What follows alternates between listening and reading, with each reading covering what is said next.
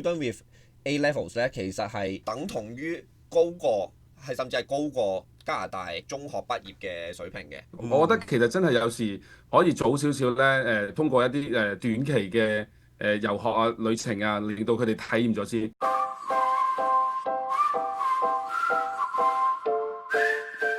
好，各位家長好啊，我係潘 Sir，今日咧就好高興咧，我請到一位專家過嚟，年青但係又好專業嘅一位海外升學嘅專家。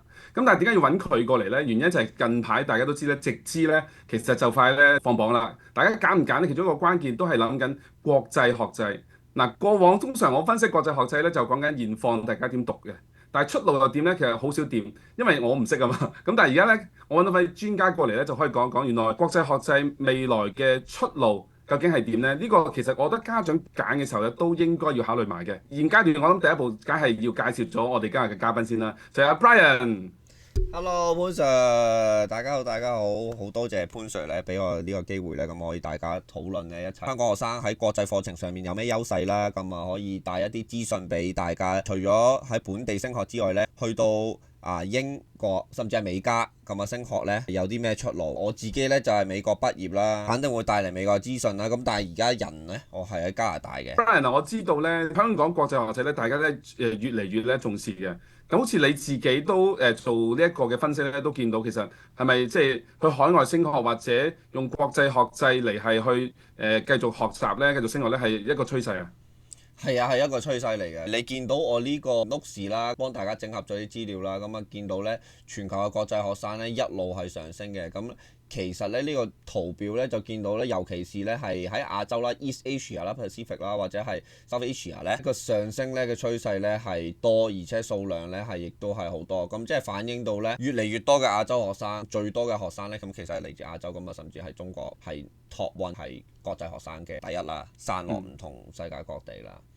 咁就明白嘅，咁因為香港都真係嘅，即係大家都揀呢個 IEL 啊或者 IB 咧，其實最終好多都走咗去海外升學，咁所以呢個都係家長揀學校其中一個嘅出路啦。咁但係我哋就成日都喺度諗嘅，即係啲家長咧就諗啊，其實國際學制個出路係點咧？咁嗱，我係做本地即係好多時一啲嘅即係分析嘅啫，但係海外我就唔係好識啦。咁我想睇一睇阿 Brian，你可唔可以話俾你聽，其實 IAL 同埋 IB 呢兩個主流喺直資嘅國際學制咧，其實真係將來出路，譬如佢去海外升學有咩優勢咧？第一啦，咁啊當然係選擇多啦。咁我呢度 looks 咧已經其實提到咧，淨係美國咧都有4000多間咧咁啊高等教育嘅院校嘅。當然最出名長春藤嗰啲大學啊，同埋好多私立嘅大學咧都其實係認證嘅。咁咧已經幫大家整合咗咧，就係大家到時咧撳一撳呢條 link 咧，就會睇到咧裏邊有咩大學咧係其實係IAL 係認證嘅。咁今日咧我想講咧 focus 多啲咧，就其實係加拿大嘅。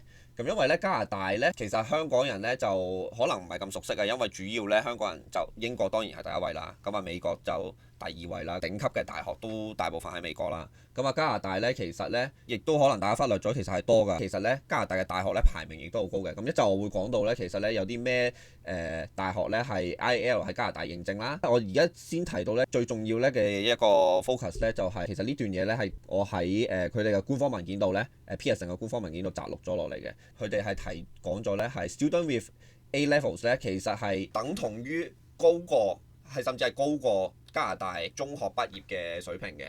咁即係咧家長可以放心啦，你嘅仔女讀完 IAL 咧，你嘅水平咧係高過加拿大咧一般畢業嘅中學生嘅。咁啊大學咧就會睇到，你揸住 IAL 即係甚至係好過我哋本地學生啦，咁就自然其實咧係冇咁鬆，傾向收佢哋多啲，係易啲嘅，係鬆手啲嘅。其實係香港咧係其實佔好多呢啲國際學考試咧係佔好多好高嘅 percentage 嘅喺咁多國際學生裏邊。咁所以咧其實咧啲考試官啊、面試官啊見到咧，其實係對香港學生其實係幾熟悉嘅。其實香港同加拿大嘅關係係幾密切㗎。加拿大亦都有官方文件睇到㗎。咁啊喺香港 active 嘅 Canadians 係有88000人嘅，其實唔少嘅一啲都。咁所以 IEL 其實你去到加拿大度咧，反而咧即係俾當地人嚟講咧，佢變咗係有優勢啦。如果我哋香港嘅學生攞住呢個成績過去學，咁啊原因咧點解咧？係因為加拿大其實係英聯邦國家嚟嘅，咁所以佢對於英國嘅即係嗰個 exam 嘅 system 咧係好認受性好高嘅。咁所以你見到咧，佢哋 U15最出名，其實叫最出名嗰15間大學咧，加拿大咧就係 openly recognized A level 嘅，即係 IAL 嘅，就係講埋㗎啦。咁咧你可以即係俾埋個網址你大家可以自己去查啦。咁就港人最熟悉嗰三間呢，就加拿大三大呢 UBC 啦，UBC 係最多香港人去㗎啦，一定。咁就跟住係呢個 UT 啦，而家係越嚟越多香港人去嘅，因為呢幾年過嚟加拿大嘅人呢，大部分其實係嚟咗多倫多嘅。仲有McGill啦。McGill 就係 Montreal 嘅，都 openly accept 嘅，咁但係呢，因為佢喺 Quebec 啊，咁就可能佢哋收生可能會有少少佢哋自己嘅特色啊。當然如果你好高分嘅，咁啊度度都收啦。咁但係可能呢，有啲 application 嘅問題呢，或者 visa 嘅問題呢，可能大家要小心啊。呢幾間呢，排名都好高嘅，一陣我哋講到 IB 嗰陣時呢，就會整合俾大家睇呢，香港人呢，仲有啲咩優勢啦。潘 Sir 非常好啊！你見到 IELTS 嗰度咧，好明顯我哋用 IELTS 咧又有一個優勢喺度咧，就比本地學生咧就係好似認受性係高咗喎。咁 IB 咧，IB 大家都好熱衷嘅喎。咁 IB 喺你哋嗰邊有好大嘅優勢咧？都有㗎。咁咧我有整合咗呢啲資料咧，去 IB 個網站咧就抄咗一輪啦。講咗先啦。咁香港咧其實有72間 IB school，咁美國有1921間啦。咁加拿大咧有382間。咁其實呢個數字咧係反映到啲咩咧？最自然直覺上咧就係反映到咧當地嘅家長同學生咧對於呢個 IB 課程嘅需求有幾熱切啦。你睇到香港彈丸之地竟然有高達72間嘅 IB school， 其實咧呢個數字咧其實係香港睇落去特別誇張嘅，因為咧美國咧1921間咧，或者加拿大加拿大嘅382間，其實已經係算係 IB school 嘅大本營嚟嘅。咁咧佢哋咧就係大部分嘅大學啦，已經係接受 IB 嘅。美國當然唔使講啦，年年大家香港家長都聽到今年 IB 放榜啊，有幾多個考滿分 IB 去咗美國邊間好出名嘅大學啊。咁呢度其實就整合咗啦 ，IB 自己去整合咗啦。呢個係其實已經係最新嘅資料嚟㗎啦。已經係要去返14年㗎啦。佢自己咧就講啦，就係即係 IB 讀 IB 嘅 acceptance rate 咧，其實係比傳統一般你考 SAT 或者考其他試嘅即係嗰個 total acceptance rate 咧，其實高咗唔少㗎。尤其是見到 second tier 嘅 school 啦，更加啦。first tier 都增加唔少㗎，都增加好都差唔多1倍啊！你見到個成數，只要你入讀 IB 咧，基本上咧你唔係讀得太差咧，你已經有個天然優勢喺度啦，就係去考呢啲。好多大學會收啦嚇。係啦，好多大學。特別海外升學嘅時候。特別海外升學啦，尤其是美國啦，咁多選擇係咪？加拿大亦都選擇唔少嘅，你要有300幾間 IB school 啦。你問我哋可以俾翻個 look 咧，就大家 click 一 click 呢條 link 咧，見到咧即係 IB 咧喺加拿大咧係咩情況啦？我整合咗幾間大學俾大家嘅。當然港人最關注嗰幾間啦，McGill 啦，三大一定喺度啦，McGill 啦，排名去到24㗎啦。Top 30、Top 20呢啲浮動咧，咁上下㗎啦。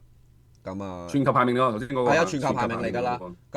有陣時即係啲排名好死嘅啫，係咪？即係有幾個唔同排名啦。都係咁上下，都係即係肯定係最前嗰0.0幾%㗎啦。你講到係咪？頭20、頭30都係差唔多嘅。其實 Top 50我都覺得差唔多㗎啦。即係你當然講到你頭10可能係即係另外一個層次啦。已經講到係牛津、劍橋、哈佛嗰啲啦，係咪？一定係最頂尖啦。但係打落嚟嗰啲其實都係非常之好嘅大學。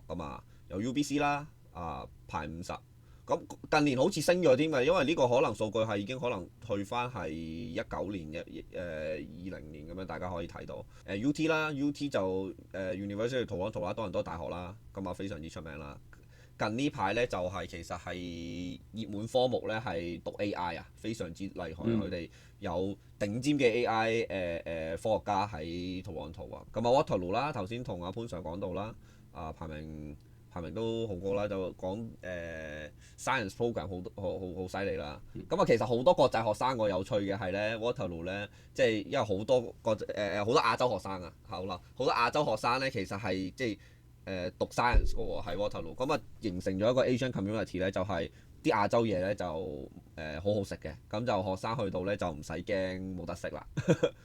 即係體驗下先得喎，呢個係要去到校園裏邊啦。係啊，但係前提係大家如果唔驚凍咯，Waterloo都幾凍啊，可以不過係即係非常之好嘅大學嚟嘅，讀 science program 有 math 都好出名嘅。跟住就 York University 啦，就呢間 York 我知道阿 Brian 你同佢哋好友好嘅喎。係啊，我哋嚟緊有個 summer camp 咧，就係會可以俾學生到去大學裏邊咧，直情係有 professor 帶住啦，做下啲科學探索啦，俾學生家長即係俾學生感受一下，即係喺讀外國嘅大學係咩一回事啦。係啊，我呢個活動好嘅 Brian 係好嘅呢個活動，因為你諗下，其實算我哋讀國際學制，最終去海外咁遠嚇，你諗下加拿大，譬如而家我同你真係啱啱12個鐘咧對住嘅，咁其實家長都擔心嘅，適唔適應啊？咁我覺得其實真係有時可以早少少咧，通過一啲短期嘅遊學啊、旅程啊，令到佢哋體驗咗先。咁因為你知啦，即係加拿大係嘛？美國都喺另一邊噶嘛，而家香港人比較熱衷，可能係英國啊，係咪有咁啊另一邊噶嘛？咁大家都要去學習適應，我覺得係。我哋3月22號咧，我約定咗你嘅，因為我想你哋幫手咧，繼續分析多啲直資或者係直資裏邊嘅國際學制嘅未來嘅出路。咁亦都我知道咧，你亦都帶埋咧頭先資訊就係話咧，原來可以體驗咗先海外一啲嘅大學生活。甚至可能好似話可以體驗埋海外嘅高校嘅生活，即係嗰啲高等院校嚇，係啊，係咪啊？係啦，我哋都會有英語課程。咁其實我真係好開心呢，即係之前我就即係冇幾耐之前就好興奮咁啊，同潘 Sir 提到我哋帶嚟呢個 product 啦，咁就好興奮就可以帶俾香港嘅學生家長就可以即係有個體驗啦。咁即係。點講呢？即係我嗰個心情呢，係如果我諗，如果我當時都有呢啲可以參加呢啲就好啦，係咪？咁啊，如果當時我可以咁樣可以試下先，咁啊唔使咁彷徨啦，係咪？咁我好開心可以俾到學生家長可以有個體驗咁樣，即係唔使即係慢中即係去海外留學，尤其是咁遠，即係 even 你講到今日科技發達啦，咁但係你去到咁遠嘅地方都係會擔心噶嘛。咁有呢個咁嘅體驗呢，其實即係試過呢，就真係會安心好多嘅。即係學生亦都知道有咩回事，咩回事，家長亦都知道咩嘢有回事咁樣咯。咁就好高興可以即係同潘 Sir 分享到呢個即係為香港學生帶嚟更多美加嘅資訊啦。唔該晒 Brian，咁我諗我哋就約定咧3月22號嚇，我遲啲都會出個宣傳，你俾大家知道咧。我分析直資中學現況嘅時候咧，仲多埋你呢位專家過嚟咧，分析埋佢個出路。而今次就唔係再我自己喺本地紙上談兵啦，有埋你真係身處喺加拿大美國嗰邊咧，就睇到你嗰邊嘅現況。咁家長可以早少少知道，然之後再喺今日6年前咧，即係未來升學6年前嘅時候已經可以咧多咗更全面嘅資訊。咁啊，感謝 Brian 哋，咁就我哋約定3月22號，我哋一齊再見家長好嘛？好啊，潘 Sir，咁啊唔好唔記得，我哋亦都係到時會有更多嘅嘉賓呢，即係帶嚟更多唔同嘅資訊啦。咁啊，又可能有學校院校代表啦。咁啊，到時家長呢有咩問題呢，就記得呢 mark 低3月22號呢。咁就呢個日子呢，咁啊大家到時再見㗎啦。好，唔該晒 Brian，各位家長，咁我哋3月22號見。好，唔該晒，拜拜，潘 Sir，thank you。拜拜。如果鍾意我哋呢段片嘅朋友，請記得 subscribe 我哋嘅 channel， 仲有 follow 我哋嘅 Instagram 同 Facebook 啊！我哋下次再見，拜拜。